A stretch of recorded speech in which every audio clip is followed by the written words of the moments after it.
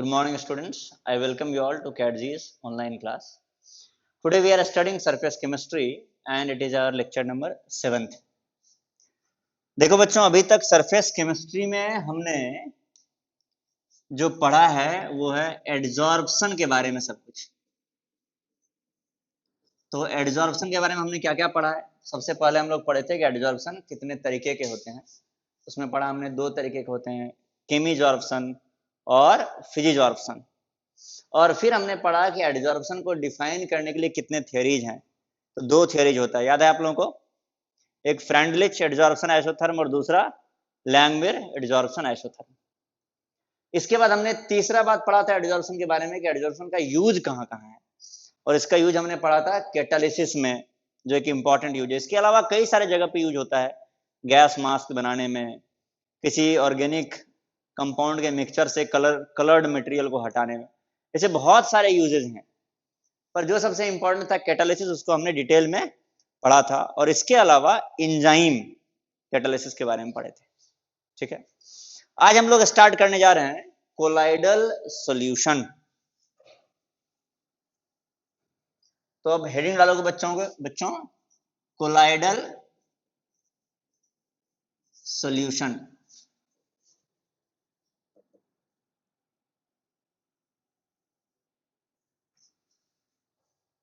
तो आपने इससे पहले जो है 9th क्लास में, शायद मुझे याद आ रहा है, कि पढ़ा होगा मिक्सचर कितने टाइप के होते हैं। तो मिक्सचर के टाइप में आपने 3 टाइप पढ़ा होगा, एक ट्रू सॉल्यूशन, दूसरा कोलाइडल और तीसरा सस्पेंशन। तो इनफैक्ट कोलाइडल और सस्पेंशन, इस दोनों को जनरल कंबाइंड रूप से बोलते हैं हेट्रोजीनस मिक्सचर्स, और ट्रू सॉल्यूशन को बोलते हैं होमोजेनस मिक्सचर्स। ये सब आप लोग जानते हैं। आज के क्लास में हम लोग सिर्फ और सिर्फ कोलाइडल सॉल्यूशन के बारे में ही पढ़ेंगे। ट्रू सॉल्यूशन और सस्पेंशन के बारे में नहीं पढ़ेंगे बच्चों। लेकिन देखो, ये नहीं पढ़ेंगे का मतलब ऐसा नहीं कि आपको भी नहीं पढ़ना है। हम नहीं पढ़ाने जा रहे हैं, वो इसलिए कि हम एज्यूम कर रहे हैं ये सब चीज आपने बचपन क्लास में पढ़ा होगा, और हम इसके आगे का पढ़ाई करेंगे ताकि हमारा टाइम बच सके और हम एडवांस या नीट या एम्स में या मेंस में जो क्वेश्चंस आते हैं उस पर ज्यादा से ज्यादा अपना टाइम स्पेंड कर सके। ठीक है, चलो। तो एक क्वेश्चन लिख लोगे यहां पर नोट करके कि डिफरेंशिएट बिटवीन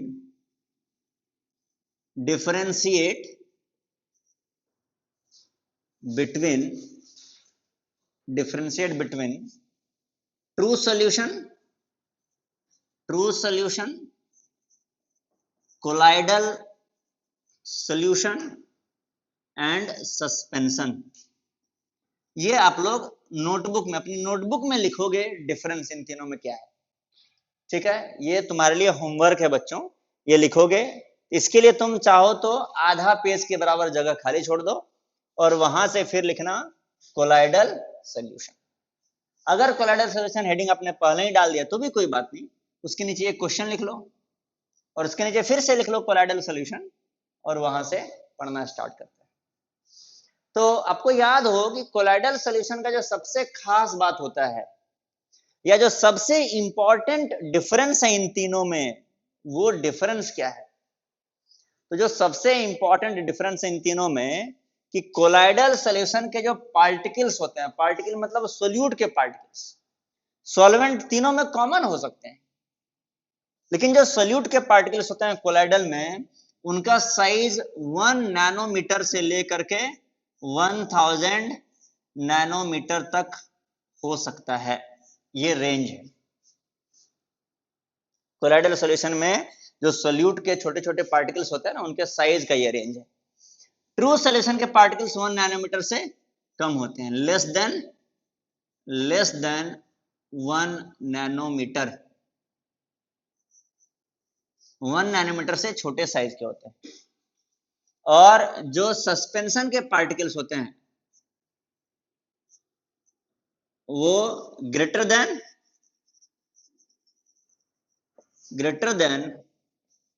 1 नैनोमीटर। सस्पेंशन के पार्टिकल 1 नैनोमीटर से बड़े साइज के होते हैं। ये सबसे मेन डिफरेंस है तीनों में। इस डिफरेंस को तुम लोग उसी क्वेश्चन के नीचे लिख लोगे जहां पर क्वेश्चन लिखे होगे differentiate between true solution, colloidal solution and suspension. ठीक है, अब आते हैं कोलाइडल सॉल्यूशन में। यहां पे तुम लिखोगे कोलाइडल सॉल्यूशन हेडिंग डालने के बाद कि द पार्टिकल साइज, ब्रैकेट में लिखोगे सोल्यूट पार्टिकल। किसी सॉल्यूशन में तो दो टाइप के पार्टिकल हो सकते हैं, सोल्यूट और सॉल्वेंट। हम लोग सोल्यूट के पार्टिकल के साइज के बारे में बात कर रहे हैं। The particle size of colloidal solution, the particle size of colloidal solution is in between 1 nanometer to 1000 nanometer, is in between 1 nanometer to 1000 nanometer। ठीक है, चलो अब ये सबसे मेन डिफरेंस है बच्चों कोलाइडल पार्टिकल के। तो अब कोलाइडल सॉल्यूशन जो तुम्हें दिखेगा तो कई बार ऐसा होगा कि ये जो 1000 नैनोमीटर या इसके आसपास 800 नैनोमीटर 700 नैनोमीटर के बड़े बड़े पार्टिकल्स भी हो सकते हैं किसी किसी कोलाइडल सॉल्यूशन में। तो आपको उन पार्टिकल्स का वो दिख भी सकता है आपको, मतलब क्लियरली ना दिखे लेकिन दिख जाएगा कि इसमें बहुत सारे पार्टिकल हैं। जैसे देखो पानी में अगर चीनी मिला होगा तो चीनी बिल्कुल दिखना बंद हो जाता है, एकदम गायब हो जाता है, तुमको लगता ही नहीं कुछ मिलाए हैं, वो सोल्यूशन एकदम ट्रांसपेरेंट रहता है। अभी घर में तुम करके देखना एक बार चीनी मिलाना, लेकिन क्या होता है कि आजकल चीनी में भी कुछ ना कुछ गंदगी वगैरह रहता है, मिलावट करते हैं ना भोजन के हर एक चीज में, तो वो गंदगी वगैरह रहता है, उसके चलते थोड़ा सा धुंधला धुंधला हो जाएगा पानी। लेकिन अगर प्योर चीनी हो, उसमें कोई भी मिलावट ना किया हो, तुम देखोगे कि प्योर चीनी में को जब पानी में मिलाओगे तो जो सोल्यूशन है पूरा क्लियर हो जाता है, क्योंकि चीनी के पार्टिकल इतने छोटे छोटे पार्ट में टूट जाते हैं वो दिखाई देना बंद कर देते हैं। लेकिन कोलाइडल में ऐसा नहीं होता है, कोलाइडल सॉल्यूशन के पार्टिकल दिख भी सकते हैं, एक एक पार्टिकल अलग अलग ना दिखे पर आपको लगेगा कि इसमें पानी के अलावा भी कई सारी चीजें हैं। जैसे सबसे अच्छा एग्जांपल इसका कफ सिरप।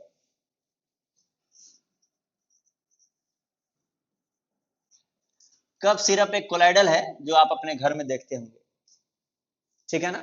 तो कफ सिरप को जब तुम ग्लास में डालोगे तो उसके अंदर जो सॉल्वेंट है वो वाटर है, लेकिन तुम एक बात बताओ कि जो H2O उसके अंदर है, ठीक है, इनफैक्ट दूसरा सॉल्वेंट भी हो सकता है, वाटर भी हो सकता है, लेकिन उसका जो सॉल्वेंट है, सॉल्वेंट के अलावा भी कई कलर्ड के पार्टिकल होते हैं ना, जो तुमको गाढ़ा कलर मतलब ब्लैक टाइप का कुछ दिखता है, तो वो कलर्ड पार्टिकल होते हैं।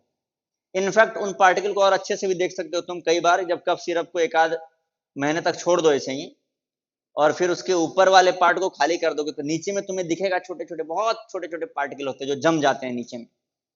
ये सब तुमको दिखाई भी दे सकता है। कफ सिरप के अलावा बहुत सारे मेडिसिन होते हैं, जैसे एक बार हमें याद है कि हमने आंख के लिए एक ड्रॉप खरीदा था, ब्लू कलर का डब्बा था, उसके अंदर जो था मटेरियल उसके अंदर वाटर जैसा था और उसके अंदर मिल व्हाइट कलर का कुछ कुछ छोटा छोटा दाना वाला पार्टिकल था, तो उसको आंख में डालते थे तो वो कई बार वो दाना दाना ना दिख जाता था, लेकिन हमें इतना तो क्लियर पता चलता था कि इसके अंदर मिल्की टाइप का कुछ सोल्यूशन है। ठीक है बच्चों, तो ये है कोलाइडल सोल्यूशन। अब हम लोग पढ़ते हैं कोलाइडल सोल्यूशन के बारे में, कुछ कुछ जो जानकारी है उसको इकट्ठा करते हैं। जैसे सबसे पहले लिखोगे टाइप्स ऑफ कोलाइडल सोल्यूशन, कितने टाइप के कोलाइडल सोल्यूशन होते हैं। टाइप्स ऑफ कोलाइडल सोल्यूशन, तो बच्चों कोलाइडल सोल्यूशन को जो है अलग अलग तरीके से कैटेगराइज किया गया है। जैसे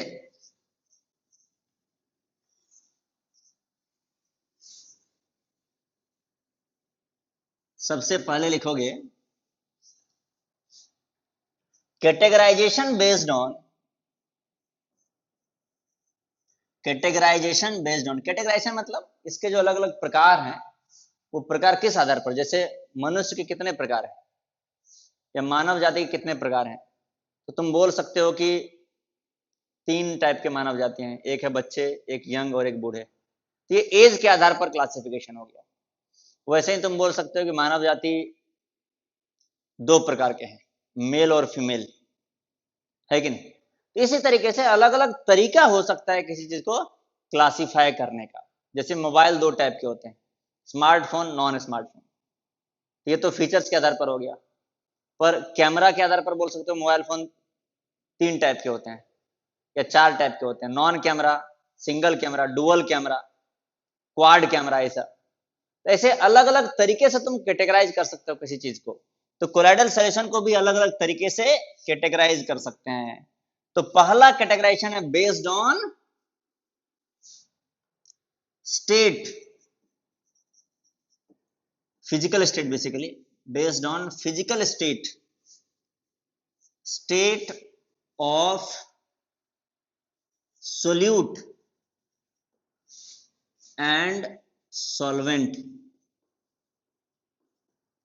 फिजिकल स्टेट मतलब, स्टेट का मतलब यूपी स्टेट में है, बिहार में है, मध्य प्रदेश में है, किस स्टेट में सोल्यूट है और किस स्टेट में सॉल्वेंट है। जैसे मान लो कि सॉल्वेंट रखा हुआ है बिहार के पटना में और सोल्यूट रखा हुआ है यूपी के लखनऊ में, है कि नहीं? नहीं, ये वाला स्टेट नहीं। स्टेट मतलब सॉलिड लिक्विड गैस, कि सॉल्वेंट सोल्यूट तो रहेगा एक ही साथ ना, एक डब्बे के अंदर रहेगा, लेकिन हो सकता है कि सॉल्वेंट लिक्विड स्टेट में हो, सोल्यूट सॉलिड स्टेट में हो, या हो सकता है सोल्यूट सॉल्वेंट लिक्विड स्टेट में और सोल्यूट गैसियस स्टेट में। ऐसे कई सारे कॉम्बिनेशंस हो सकते हैं। ठीक है बच्चों, लेकिन इसके आगे लिखने से पहले एक इंपॉर्टेंट बात लिख लोगे कि कोलाइडल सॉल्यूशन में सोल्यूट को सोल्यूट नहीं बोलते। वो तो तुम चूंकि सोल्यूट सॉल्वेंट से फेमिलियर हो इसलिए यही वर्ड यूज कर लिए। अदरवाइज सोल्यूट को बोलते हैं डिस्पर्स्ड फेज, डिस्पर्स्ड फेज, या इसका शॉर्ट फॉर्म है डीपी, है कि नहीं? व्हाट्सएप इंस्टाग्राम वाला डीपी नहीं, डिस्पर्स्ड फेज, डीपी। ठीक है। सॉल्वेंट, सॉल्वेंट को यहां पर बोलते हैं इस सॉल्यूशन में dispersion medium, dispersion medium, DM. फिर डीएम मतलब डिस्ट्रिक्ट मजिस्ट्रेट नहीं, डीएम मतलब डिस्पर्सन मीडियम। तो अभी के बाद से हम डिस्पर्स्ड फेज को डीपी बोलेंगे, जिसका मतलब तुम लोग समझोगे सोल्यूट। डिस्पर्सन मीडियम को डीएम बोलेंगे हम, जिसका मतलब तुम लोग समझोगे सॉल्वेंट। तो सभी अब से ये मतलब समझना स्टार्ट कर दोगे। ऐसा बोलने से मेरा टाइम बच जाएगा, तुम्हारा भी टाइम बच जाएगा। तो based on physical state of solute and solvent, तो देखो डिस्पर्स्ड फेज और डिस्पर्सन मीडियम। तो डिस्पर्स्ड फेज 3 स्टेट में रह सकता है, सॉलिड लिक्विड गैस, और डिस्पर्सन मीडियम भी 3 स्टेट में रह सकता है, सॉलिड लिक्विड गैस। तो इसके भी टोटल 3 स्टेट, इसके भी टोटल 3 स्टेट। अब इन 3 का आपस में कॉम्बिनेशन देखना पड़ेगा कि ये सॉलिड, तो ये सॉलिड हो सकता है, लिक्विड हो सकता है, गैस हो सकता है। तो ये अगर सॉलिड रखोगे तो यहां पर 3 केस हो सकते हैं, सॉलिड लिक्विड गैस, तो 3 केस बन गए। फिर इसको लिक्विड रखोगे तो यहां पर 3 केस बन सकते हैं, सॉलिड लिक्विड गैस, तो 3 3 6 केस बन गए। फिर इसको जब गैस रखोगे डीपी को, फिर यहां पे 3 केस बन सकते हैं, सॉलिड लिक्विड गैस, कितने हो गए? 9। तो 9 केसेस बनेंगे यहां पर। लेकिन एक केस तुम्हें उसमें से छांट देना पड़ेगा, कब? जब तुम इसको गैस लोगे, डिस्पर्स्ड फेज को ले लोगे गैस, और डिस्पर्सन मीडियम भी गैस ले लोगे, तो 2 गैस आपस में जब भी मिलते हैं तो कभी भी वो कोलाइडल सॉल्यूशन नहीं बनाते हैं, वो हमेशा ट्रू सॉल्यूशन बनाते हैं। इसीलिए ये वाला केस जो है ये कैंसिल हो जाएगा। तो 9 में से एक केस कैंसिल हो गया, 8 केस बचा है तुम्हें, 1 2 से लेकर के 8 तक। ये 8 केस बच्चों बचा है। 8 अलग अलग टाइप के हो सकते हैं फिजिकल स्टेट के आधार पर कोलाइडल सॉल्यूशन। ठीक है। तो पहला हम क्या लिखोगे? डिस्पर्स्ड फेज है सॉलिड, डिस्पर्सन मीडियम है सॉलिड, और इधर लिख लोगे इसके कुछ एग्जांपल।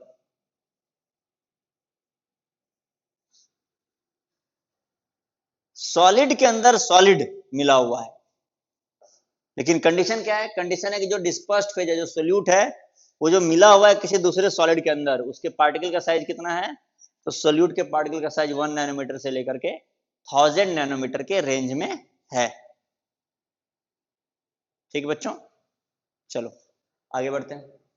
इसके जो एग्जाम्पल हैं ये देखोगे तुम ना, जो जेम स्टोन्स होते हैं या कलर्ड स्टोन्स होते हैं, कई लोग इतना पहनते हैं ना, रिंग में अंगूठी में पहनते हैं, तो कलर्ड स्टोन्स इसका एक एग्जाम्पल है।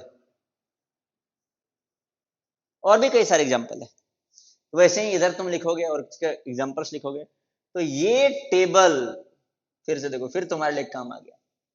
आज के क्लास में तुम्हें ज्यादा काम करना है, हमें कम काम करना है, क्योंकि अभी तक हम ज्यादा काम कर रहे थे, तुम लोग घर पे काम कर रहे थे, ये भी हम मानते हैं, लेकिन आज के क्लास में स्पेशली ये तुम्हें बहुत ज्यादा काम करना है बच्चों। इससे होगा क्या? अरे सिंपली बात है भाई, ये तो तुम्हें सीखना है ना अल्टीमेटली, जैसे तुम अच्छे से सीख पाओ। हम लिखा देंगे, याद नहीं हो पाएगा। तुम्हें क्या करना है, NCERT उठाना है, क्लास 12 का पार्ट 1, उसमें चैप्टर खोजना है। कौन सा chapter? Surface chemistry. Surface chemistry. और सरफेस केमिस्ट्री में ये अलग अलग टाइप्स लिखे होंगे, ठीक है। इन टाइप्स के आधार पर, अच्छा इसका नाम भी होता है, एक चीज छूट गया देखो, डिस्पर्स्ड फेज, डिस्पर्सन मीडियम, इसके आधार पर इसका नेम भी है ना, एक नेम है, और नेम के बाद एग्जांपल है। इसका नेम होता है, सॉलिड के अंदर अगर सॉलिड होते नेम होता है सॉलिड सॉल। क्या नाम है? Solid sol. देखना, ये सॉल मतलब इसको सॉलिड सॉल्यूशन नहीं बोलते हैं, इसको सॉलिड सॉल ही बोलते हैं। लिखते भी सॉल हैं और बोलते भी सॉल ही हैं, ठीक है ना। तो ये नेम भी लिखोगे, उसका एग्जांपल लिखोगे, ये टेबल तुम लोग कंप्लीट करोगे और याद रखोगे बच्चों। ये जो क्वेश्चंस होते हैं जेईई मेंस और नीट के लिए बहुत ही इंपॉर्टेंट है, ये याद रखना। कई बार इससे, इस टेबल से क्वेश्चन आता है डायरेक्टली। बताओ कि एक एग्जांपल दे देगा, बोलेगा बताओ इसका नाम क्या है, इसके अंदर डीपी किस स्टेट में है और डीएम किस स्टेट में है। तो इसको ध्यान से इस टेबल बना करके उसको याद रख लोगे, नहीं तो उसको चिपका भी सकते हो तुम टेबल बना करके, एक कॉपी में बना लेना, एक और साइड में बना के अपने दीवार पे चिपका लेना और वहां पे देखते रहना उसको, है कि नहीं। चलो, ये तो पहला टाइप का कैटेगराइजेशन हो गया। दूसरा टाइप का कैटेगराइजेशन है, लिखोगे 2 सेकेंड में, categorization based on, categorization based on, categorization based on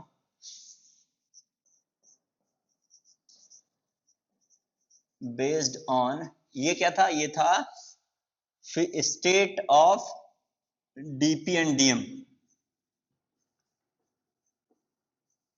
based on name of DM, name of DM.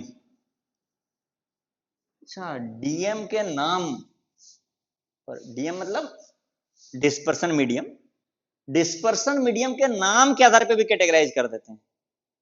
ये कैसे? जैसे मान लो, अगर dispersion medium is equal to water है, तो इसमें कुछ भी सॉल्वेंट मिला दो, कुछ भी डिस्पर्स्ड फेज मिला दो, कई बार इसको जनरली क्या बोल देते हैं? बोल देते हैं एक्वासॉल। एक्वासॉल, देखना, सॉल बोलते हैं कोलाइडल सॉल्यूशन को, सॉल्यूशन नहीं बोलते हैं। ये मत सोचना कि बोलते सॉल्यूशन है, लिख दिए शॉर्ट में सॉल। कोलाइडल के लिए सॉल बोलते हैं और लिखते भी हैं, ठीक है ना। अगर डिस्पर्सन मीडियम कई बार अल्कोहल है, यानी अल्कोहल तुम्हारा सॉल्वेंट जैसा है, तो तुम बोलते हो एल्कोसॉल। ये बड़ा इंपॉर्टेंट नहीं है, ये बस नाम के लिए कभी बोल दिया एक्वासॉल, तो इतना तो तुमको समझ में आ जाना चाहिए कि डिस्पर्सन मीडियम वाटर है। जैसे कभी कभी ऐसा भी होता है कि डिस्पर्सन मीडियम तुम्हारा बेंजीन है, बेंजीन है, तो बोल देते हैं बेंजोसॉल। तो देखो, हर एक डिस्पर्सन मीडियम के लिए ऐसा नाम है, वो ऐसा नाम रखा हुआ नहीं है। जैसे तुम बोलोगे कि डिस्पर्सन मीडियम अगर बेंजीन की जगह पर टोलिन हो गया, तो टोलोसॉल बोलेंगे क्या? नहीं, उसका नाम नहीं रखा गया है। जो डिस्पर्सन मीडियम कॉमन यूज होते हैं उसके आधार पर सॉल का नाम रख दिया गया है। नोट करके के बाद लिखोगे यहां पर colloidal solution, colloidal solution is generally called solve. मतलब यह है कि अगर तुमने सॉल्व वर्ड बोल दिया तो इसका मतलब हो गया कोलाइडल सॉल्यूशन, यानी कि कोलाइडल सॉल्यूशन पूरा लिखने से अच्छा है कि तुम लिख दो सॉल्व। ठीक है, जैसे एल्कोसॉल मतलब एल्कोहल सॉल्वेंट वाला एक कोलाइडल सॉल्यूशन है। कोई दिक्कत? जैसे अभी एक आया था ना, अभी हमने इसमें एक क्लासिफिकेशन की थी, सॉलिड सॉल लिखे थे, यानी कि सॉलिड सॉल का मतलब solid solid, DP solid DM solid वाला एक कोलाइडल सॉल्यूशन है। तो कोलाइडल सॉल्यूशन को शॉर्ट में हम लोग बोल सकते हैं सॉल। कोई दिक्कत? चलो अगला, next,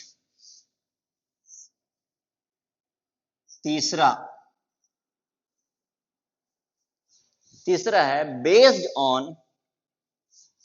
on interaction between DP and DM. DP DM में इंटरेक्शन किस तरीके का बातचीत है, किस तरीके का आपस में उन लोगों का रिलेशन है, इस पर बेस्ड होता है। इस पर बेस्ड भी कैटेगराइज कर सकते हैं कोलाइडल सॉल्यूशन को बच्चों। तो इसके आधार पर कोलाइडल सॉल्यूशन को interaction between DP and DM के आधार पर दो पार्ट में बांटते हैं। तो तुम लोग भी टेबल बना लोगे, ठीक है, और टेबल के आधार पर ही हम लोग पढ़ेंगे। दो पार्ट में है, तो पार्ट टाइप 1 है, दो टाइप में है। टाइप 1 है लायोफिलिक, या इसका एक और नाम है सॉल्वेंट लविंग, या एक और नाम है, पहले यहां पर बाइफरकेशन कर लें, ऐसा ना हो जाए कि, ठीक है, बराबर बराबर बढ़ गया दोनों साइड में, सॉल्वेंट लविंग। और एक और नाम है इंट्रिंजिक,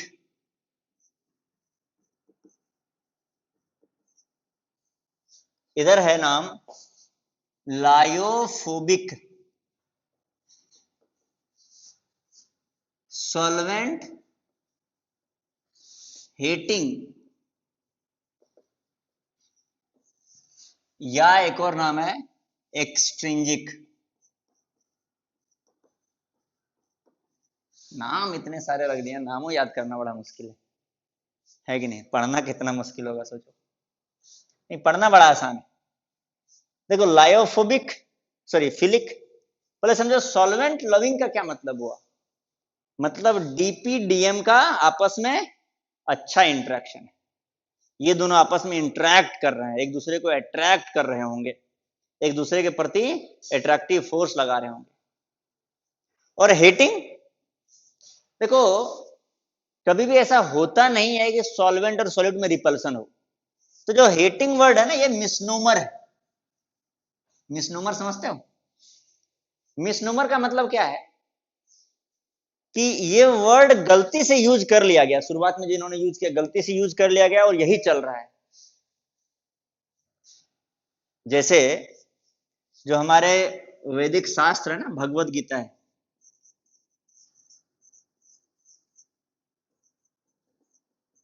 तो इसको तुम देखोगे तो गूगल पे आएगा मैथोलॉजी, कि ये एक मैथोलॉजी है, ऐसा लिखा है गूगल पे। ये जो मैथोलॉजी है ना, ये वर्ड मिसनोमर है। मिसनोमर मतलब ये वर्ड गलत मीनिंग कन्वे करता है। मैथो मतलब मिथ का मतलब होता है झूठ, रॉन्ग, गलत। तो ये वर्ड आया कहां से? तो अंग्रेजों ने इंडियन कल्चर को खत्म करने के लिए इन स्क्रिप्चर्स को, जैसे भगवत गीता है या बाइबल या कुरान वगैरह को भी, सिर्फ भगवत गीता के बारे में बात नहीं है, जो भी कल्चर था तो उसको खत्म करने के लिए, जिस पर बेस्ड हमारा कल्चर है, उसको खत्म करने के लिए इन शास्त्रों का नाम रख दिया गया, मैथोलॉजी नाम रख दिया गया, ताकि बाद में जब बच्चे पढ़े तो उसके मन में एक बचपन से ही ऐसा भावना है कि ये तो मिथ है, ये तो झूठ है। इसका एक्चुअल नाम क्या है? स्क्रिप्चर। स्क्रिप्चर मतलब सोर्स ऑफ नॉलेज, शास्त्र, ग्रंथ। तो मिसनोमर मतलब गलती से नाम रख दिया गया, तो इसका भी नाम गलती से देखो रख दिया गया है। कैसे? सॉल्वेंट हीटिंग मतलब सोल्यूट सॉल्वेंट का कोई रिपल्सन नहीं होता है, न्यूट्रल है, बस अट्रैक्शन नहीं चल रहा, इधर अट्रैक्शन चल रहा है, इधर नहीं चल रहा है अट्रैक्शन, तो बोलते हैं रिपेल चल रहा है, हीटिंग चल रहा है। बस हीटिंग नहीं हो रहा है, रिपल्सन हो नहीं रहा है, बस न्यूट्रल मेंटेन्ड है, न्यूट्रलिटी। तो लिखोगे यहां पर there is attractive interaction between dp and dm,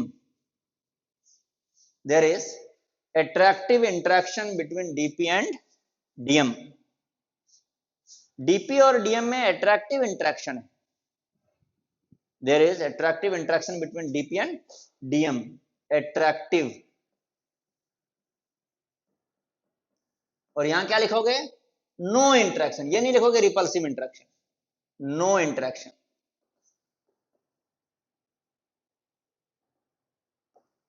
तो ये देखो, एट्रैक्टिव को ही हम लोग फिलिक बोलते हैं, और लायो मतलब होता है सॉल्वेंट। चाहो तो लिख भी सकते हो साइड में कहीं पर कॉपी के कॉर्नर में कि लायो मतलब होता है सॉल्वेंट और फिलिक मतलब अट्रैक्शन, और लायो मतलब सॉल्वेंट और फोबिक मतलब, फोबिया मतलब डर लगना, मतलब रिपल्सन।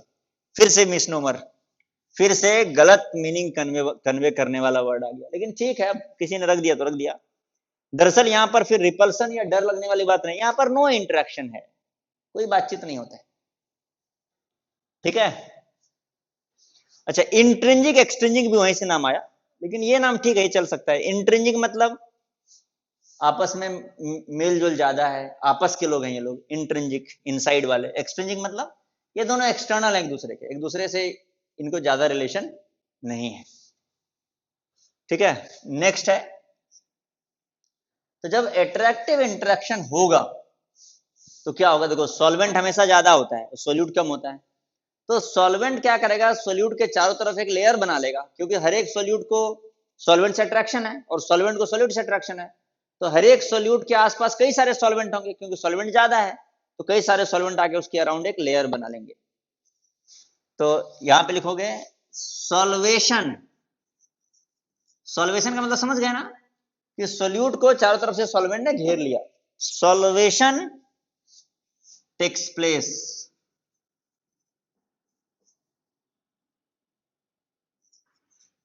सॉल्वेशन होते हैं, यहां पर नो सॉल्वेशन,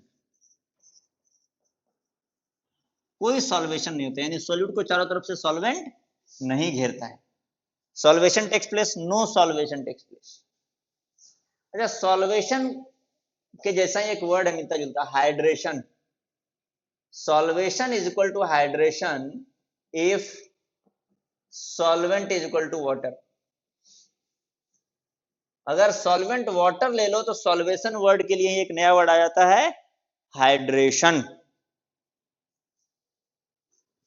कोई दिक्कत? तो देखो, सॉल्वेशन से के चलते बड़ा फर्क पड़ता है। क्या फर्क पड़ता है? तो सॉल्वेशन होने के चलते क्या होता है कि ये जो सोल्यूशन बनता है ना, ओवरऑल ये ज्यादा स्टेबल होता है, क्योंकि सोल्यूट सॉल्वेंट का इंटरेक्शन है ना।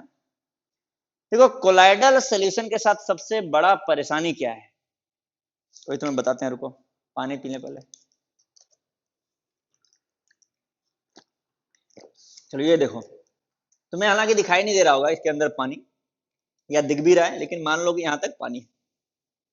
तो देखो, अगर इसमें हम चीनी मिला दें तो ये बन जाएगा ट्रू सोल्यूशन। ठीक है, चीनी मिला दें तो क्या बनेगा? ट्रू सोल्यूशन बन जाएगा ये। अब जब ट्रू सोल्यूशन बन जाएगा तो चीनी के पार्टिकल इतने छोटे छोटे हो जाएंगे कि तुम्हें दिखाई नहीं देंगे, तुम देख नहीं पाओगे, तुम्हें ऐसा ही दिखाई देगा, एग्जैक्टली ऐसा ही। और ये जो शरबत बनेगा, चीनी पानी का जो भी जूस बना है, इसको तुम छोड़ दो 1 साल के लिए, क्या चीनी धीरे धीरे नीचे बैठ जाएगा? नहीं, क्योंकि चीनी और जो पानी के बीच में इतना अट्रैक्शन है ना, चीनी को चारों तरफ से पानी ने घेर लिया है, तो चीनी के सारे पार्टिकल पानी में घुले हुए हैं और पानी के द्वारा घेरे हुए हैं, तो पानी जहां जहां रहेगा वहां वहां चीनी रहेगा। ऐसा नहीं होगा कि सारा चीनी पानी को छोड़ करके आके नीचे इधर जमा हो गया। इसको बोलते हैं कि प्रेसिपिटेशन नहीं होगा, जो सोल्यूशन बना है वो सोल्यूशन बना रहेगा, डीस्टेबलाइज नहीं करेगा। ऐसा नहीं कि चीनी नीचे बैठ गया, ऊपर से तुम पी रहे हो तो मीठा लग ही नहीं रहा है।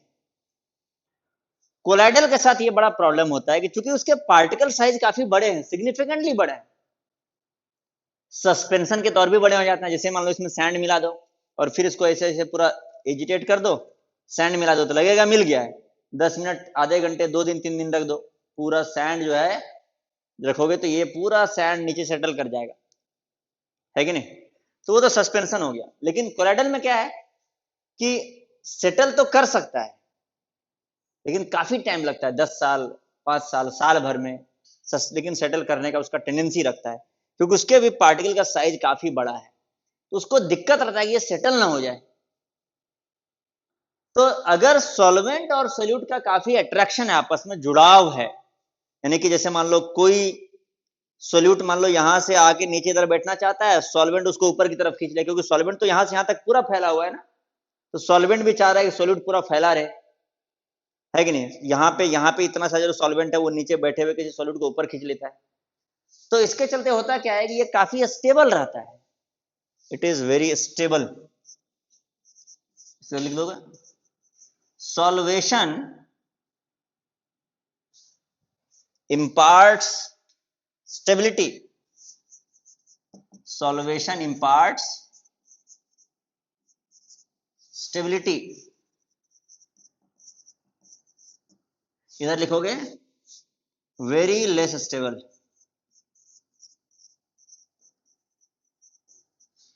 Very less stable. यहां पर क्या होता है कि सॉल्वेशन तो है नहीं, तो सोल्यूट को कोई मतलब नहीं, उसको टाइम मिलता है, धीरे धीरे धीरे धीरे धीरे धीरे आकर के वो नीचे बैठ जाता है।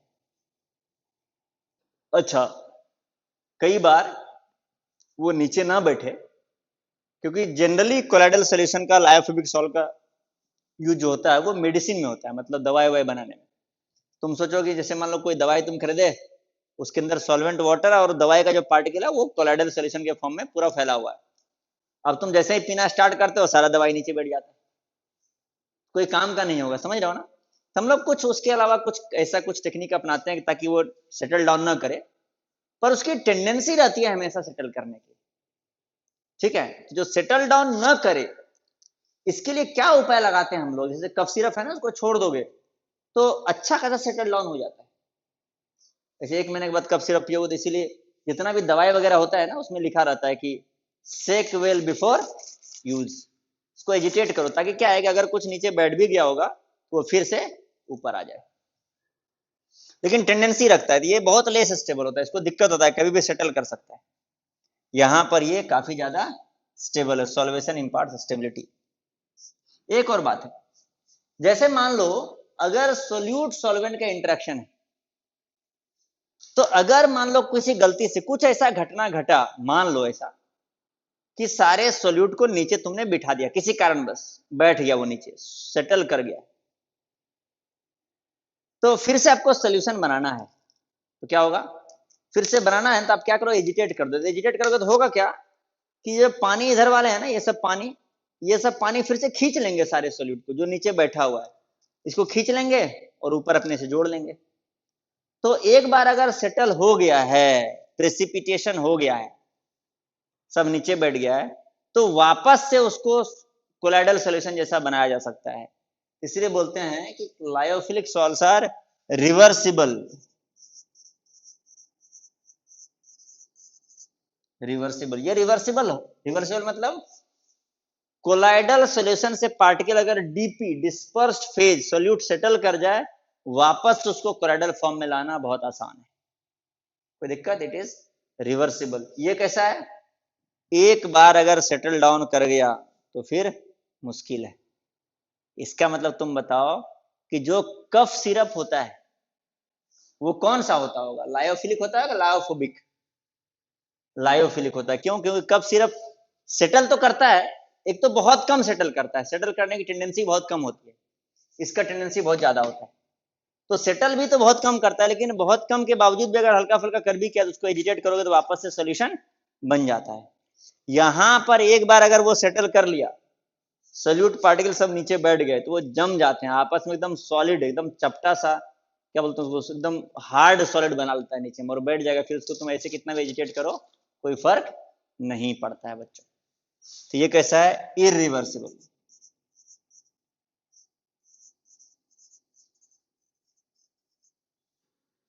ठीक है, ये है रिवर्सिबल और ये है इरिवर्सिबल। और दो अंतर बता रहे हैं, लेकिन उस अंतर को हम एक्सप्लेन बाद में करेंगे। ठीक है, एक तो ये पहला अंतर कि देखो, टिंडल इफेक्ट के बारे में तुमने सुना होगा कि true solution Tyndall effect show नहीं करते हैं, सस्पेंशन करता है क्या टिंडल इफेक्ट शो? सोच के बताना। सस्पेंशन में कुछ करते हैं, कुछ नहीं भी करते हैं। कोलाइडल में भी ऐसा ही होता है, जनरली सस्पेंशन तो नहीं करता है और ट्रू सॉल्यूशन भी नहीं करता है। कोलाइडल में जनरली ये वाला जो है ना, ये नहीं करता है, do not show Tyndall effect, do not show Tyndall effect. और ये सोज या सो जो भी लिख दो, टिंडल इफेक्ट। अब तुम बोलोगे ये टिंडल इफेक्ट क्या है? तो टिंडल इफेक्ट पर हम लोग डिटेल्ड चर्चा करेंगे कोलाइडल सॉल्यूशन के प्रॉपर्टीज, उसके बिहेवियर पर जब बात करेंगे। इसीलिए अभी ये वाला शो क्यों करता है, ये क्यों नहीं करता, ये सब भूल जाओ। टिंडल इफेक्ट क्या है सब भूल जाओ, बस टेबल में कुछ चीज छूट ना जाए इसलिए हमने लिखा दिया। एक और चीज कि लिखोगे सरफेस टेंशन और विस्कोसिटी। ठीक है ना, सरफेस टेंशन और विस्कोसिटी, यहाँ पे CIT SIT। एक बार स्पेलिंग देख लेना विस्कोसिटी का। ठीक है बच्चों, सरफेस टेंशन और viscosity of solvent is slightly higher than the colloidal solution of solvent is slightly higher than the colloidal solution, slightly higher than the colloidal solution।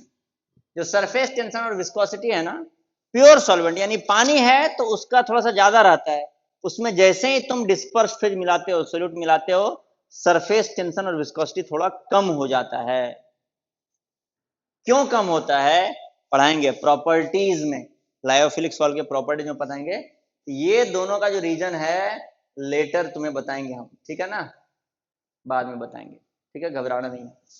यहां पे लिख लोगे सरफेस टेंशन और viscosity of solvent and the formed colloidal solution are similar. Surface tension and viscosity of solvent and the colloidal solution formed are similar, एक जैसे होते हैं, कोई अंतर नहीं होता है। ठीक है, जैसे पानी है, प्योर वाटर का जितना सरफेस टेंशन होगा उसमें अगर तुम कोलाइडल सॉल्यूशन बना दिए कोई दिक्कत, और कोलाइडल सॉल्यूशन बनाए कैसा, लायोफोबिक वाला बनाए, तो जो सरफेस टेंशन होगा सॉल्यूशन का और जो प्योर वाटर है दोनों का एक जैसा होगा, यहां पर एक जैसा नहीं होता है। ठीक है बच्चों, तुम्हें तीन इंपॉर्टेंट बात याद रखना है। पहला, attractive interaction, no interaction, solvation takes place, solution doesn't take place, and due to solvation stability comes, very less stable। ये इंपॉर्टेंट है, इसे याद रखना। एक और बात बच्चों, कुछ एग्जांपल लिख लो दोनों के। तो देखो लायोफिलिक मतलब ना ऐसे सॉल्व जिनका सॉल्वेंट से अट्रैक्शन है। तो कई बार जैसे स्टार्च का सॉल्व बनाते हो वाटर के अंदर, स्टार्च सॉल्व, वाटर के अंदर स्टार्च मिलाते हैं, या फिर प्रोटीन सॉल्व। तो देखो स्टार्च या जो प्रोटीन वगैरह होता है ना, तुम्हें पता है प्रोटीन एमिनो एसिड से बनता है। अब एमिनो एसिड क्या है, कुछ भी है, पढ़ोगे उसके बारे में, एक चैप्टर है पूरा पूरा बायोमोलिक्यूल्स, जहां पर हमें स्टार्च प्रोटीन के बारे में डिटेल में पढ़ना है। अभी इसका स्ट्रक्चर बनाएंगे भी तुम्हें समझ में नहीं आएगा, इसका स्ट्रक्चर यहां से यहां तक बनेगा। कॉम्प्लिकेटेड मॉलिक्यूल है, लंबे पॉलीमर्स हैं, बड़े बड़े साइज के मॉलिक्यूल होते हैं। इसके बारे में पढ़ेंगे। बस ये याद रख लो कि ये जो है ना प्रोटीन्स, ये सब बॉडी के अंदर जनरली पाया जाता है। तो बॉडी के अंदर जो भी चीज पाया जाता है लिविंग थिंग में, वो जनरली वाटर से घुलने मिलने वाला रहता है, वाटर के साथ उनका अट्रैक्शन चलता है। ठीक है, तो ये जो दोनों है ये एमिनो एसिड्स यानी एसिड है इसके अंदर, यानी एसिड का तो पानी से इंटरेक्शन होता ही है ना, इस टाइप से ये दोनों जो है ये लायोफिलिक, मतलब पानी से ये लोग फ्रेंडली हैं, अट्रैक्टिंग नेचर के हैं। लेकिन वैसे ही जैसे देखो गोल्ड सॉल, गोल्ड सॉल मतलब गोल्ड के छोटे छोटे पार्टिकल, नैनोमीटर साइज के पार्टिकल गोल्ड के, उसको पानी में डालोगे तो उससे भी सॉल्व बनता है कोलाइडल सॉल्यूशन, गोल्ड सॉल्व। कोई दिक्कत? ये जो होते हैं ये लायोफोबिक है, गोल्ड का वाटर से कोई रिलेशन, कोई अट्रैक्शन नहीं है। ठीक है ना। ऐसे सिल्वर सॉल्व भी होता है, सिल्वर का भी वाटर से कोई अट्रैक्शन नहीं होता है, सिल्वर सॉल्व। गोल्ड सॉल्व हो गया, सिल्वर सॉल्व हो गया। वैसे ही आर्सेनस सल्फाइड सॉल्व कई सारे होते हैं, सल्फाइड सॉल्व। ये सल्फाइड सॉल्व कैसे बनेंगे ये हम लोग आगे चल के देखेंगे। अभी एग्जांपल लिख लो। गोल्ड सॉल्व, तुम बोलोगे गोल्ड को कौन पानी में मिलाएगा? देखो गोल्ड का बड़ा यूजफुल है एक्चुअली गोल्ड सॉल्व का। गोल्ड के जो छोटे छोटे पार्टिकल्स होते हैं ना वो कैंसर सेल्स को मारते हैं। इसीलिए जिन व्यक्ति को कैंसर है उनको बोलते हैं कि आपके घर में अगर कुछ गोल्ड का चेन वगैरह हो तो रात में सोने से पहले उबलते दूध में गोल्ड डाल दीजिए, गोल्ड का चेन डाल दीजिए और फिर चेन निकाल लीजिए और फिर उस दूध को पीजिए। उससे क्या होता है कि गोल्ड के छोटे छोटे जो पार्टिकल है ना सोना के, वो टूट करके दूध में मिल जाते हैं। तो एक मेडिसिन तैयार हो गया, कोलाइडल सॉल्यूशन वाला गोल्ड सॉल्व तैयार हो गया। ठीक है, तो वो जो गोल्ड सॉल्व है ये कैंसर के लिए फायदेमंद होता है, इसलिए इसको बनाते हैं। ठीक है बच्चों, थैंक यू। अगले क्लास में नेक्स्ट टॉपिक पढ़ेंगे।